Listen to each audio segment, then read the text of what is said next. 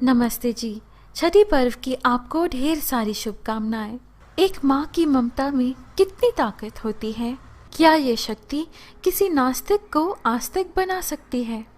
आइए इस कथा में छठी मैया की लीला जानें। बहुत समय पहले एक हंसता खेलता परिवार रहा करता था।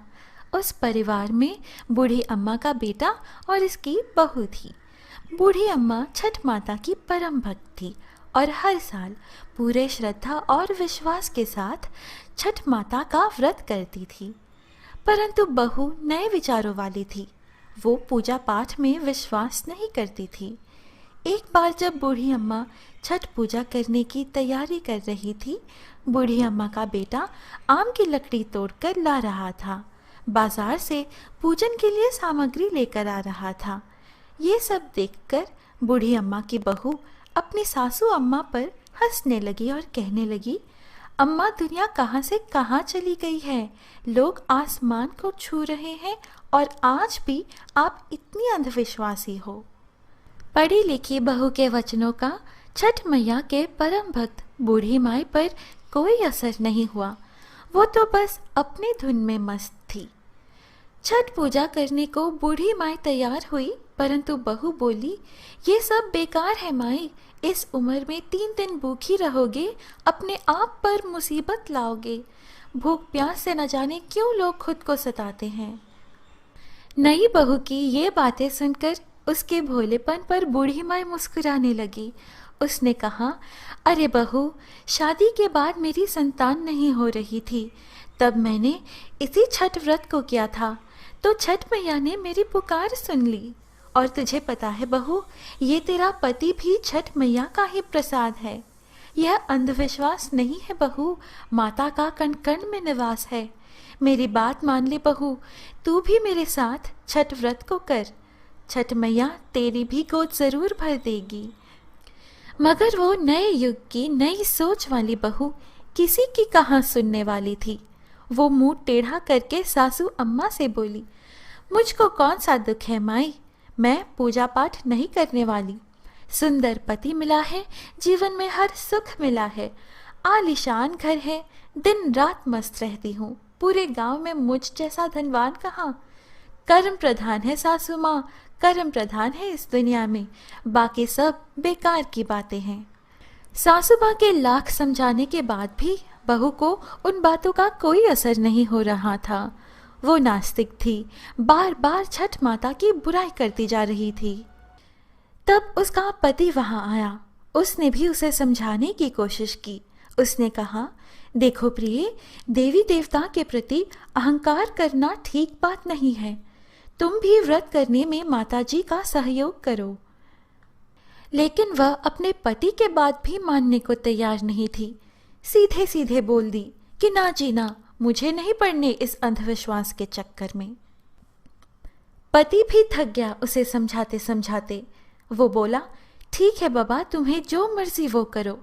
मैं तो अब छठ माता का घट सजाने जा रहा हूँ, ताकि मेरी माँ शाम को वहां आकर छठ मैया के चरण कमलों में सर झुकाकर उनकी पूजा कर सके।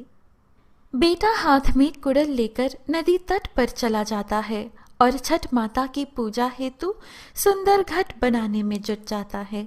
अपनी माता को पूजा की तैयारी में मदद करता है। आम की लकड़ी को जलाकर अपने माँ संग ठेकुआ छनवाता है। पूरे भक्ति भाव से माँ और बेटा छठ का पर्व मनाते हैं। बूढ़ी अम्मा आम की लकड़ी जलाकर छठ माता के लिए ठेकुआ बना रही थी और उसका बेटा बड़े ही लगन से हर काम में अपनी माँ का सहायता कर रहा था। बूढ़ी अम्मा का बेटा अपने घर और दरवाजे को गाय के गोबर से लीप रहा था। इसी बीच उसकी पत्नी पाँव में सैंडल पहने हुए वहां से गुजरती है और कहती है, हाय, पता नहीं ये कौन सा त्योहार है, पूरे घर को गोबर ही गोबर बना के रखा है। अब तो घर से बाहर निकलना मुश्किल हो रहा है। कैसी गोबर की दुर्गंध आ रही है। उसने अपने पति से कहा, तुम और तुम्हारी माँ बड़े भक्त बनते हो, गोबर से लीपने का ये कौन सा त्योहार है। देखो जी, आपके बदन से भी गोबर की बदबू आ रही है। अब तो नहा कर ही घर आना। बहू की बातें सुनकर बूढ़ी अम्मा उसे समझाती है कि अरे बेटा, तुझे नहीं पता, गोबर को तू जो दुर्गंध कह रही है, उस गोबर में बहुत से ऐसे रसायन पाए जाते हैं जिससे घर को लीपने से बहुत सारी बीमारियां कोसों दूर रहती हैं। इतना सुनकर बहू और बिगड़ गई और झुंझलाकर बूढ़ी अम्मा से बोली, हाँ, पहले तो आम की लकड़ी पर ठेकुआ बनाए और अब गोबर से घर को लीप कर पूरे घर को गोबर बना दिया। इन दोनों के बहस के बीच बेटा आकर बोला, अरे प्रिय, तुम माता से झगड़ा मत करो, चलो अब जाके तैयार हो जाओ, छठ माता के घाट पर जाने का समय हो गया है।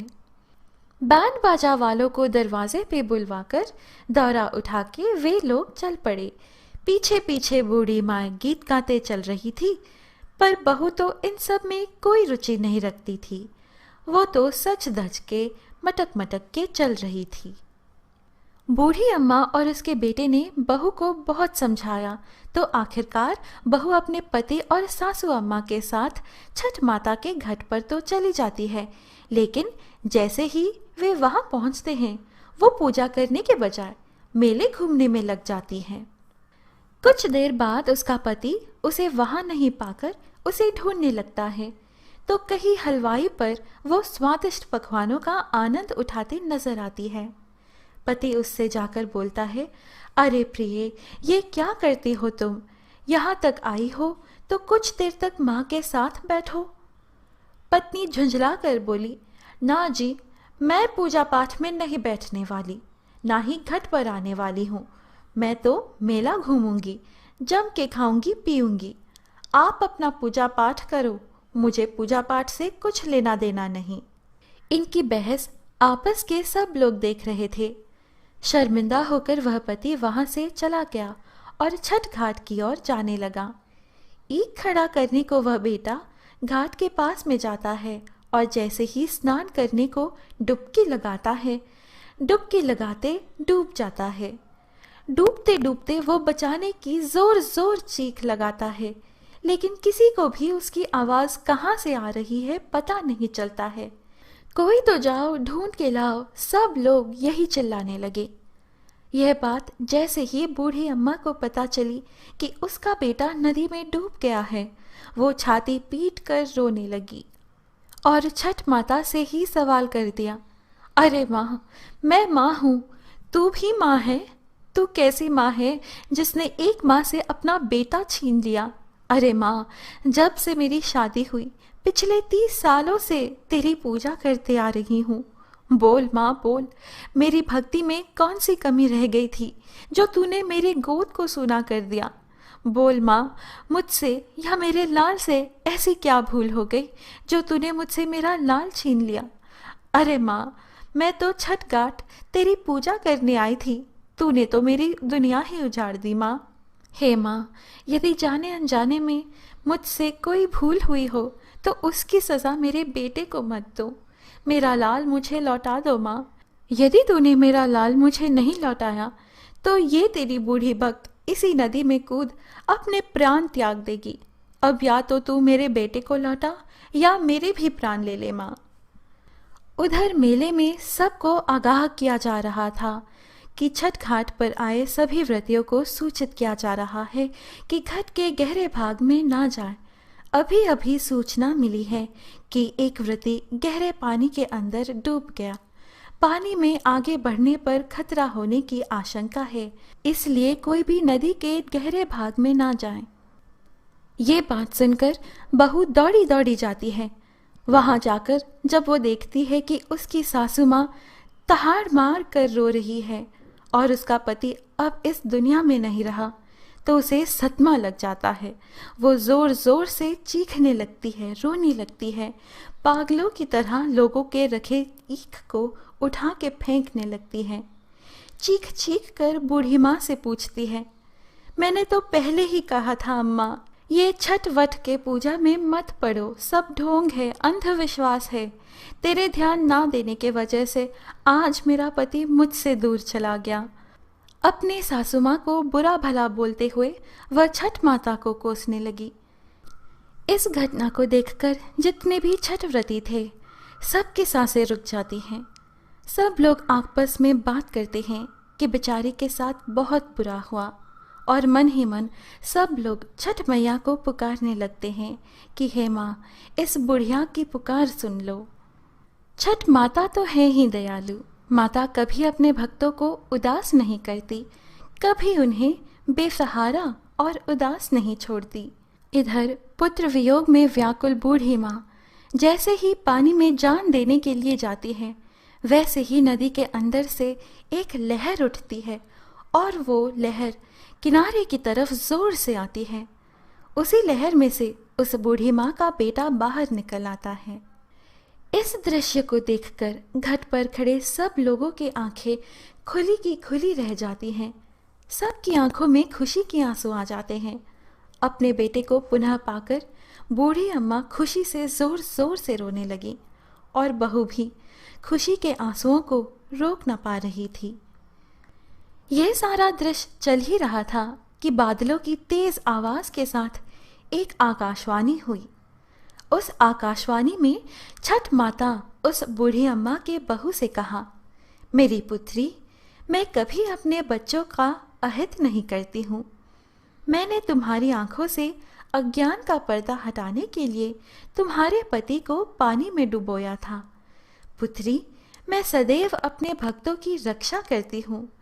इस कलयुग में जो भी भक्त पूरे भक्तिभाव से मेरी पूजा करता है, उसकी सारी मनोकामनाएं पूर्ण करती हूँ।